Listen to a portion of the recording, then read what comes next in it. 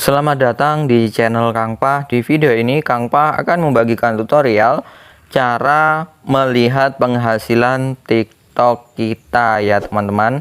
Nah, jika kalian sudah memiliki akun TikTok, coba lihat apakah sudah ada penghasilan atau belum. Oke, caranya kalian bisa buka aplikasi TikTok. Setelah itu teman-teman bisa buka profil. Dan di sini jika kalian sudah mempunyai akun TikTok dan sudah bergabung di kreator TikTok, afiliasi dan sebagainya, kalian bisa buka yang tanda keranjang seperti ini, kemudian buka TikTok Shop. Setelah itu teman-teman bisa buka klik komisi. Nah, ini kalian akan diperlihatkan penghasilan dari akun TikTok yang saya gunakan.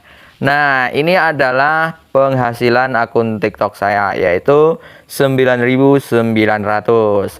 Nah, seperti itu cara melihat penghasilan TikTok kita. Semoga bermanfaat dan terima kasih.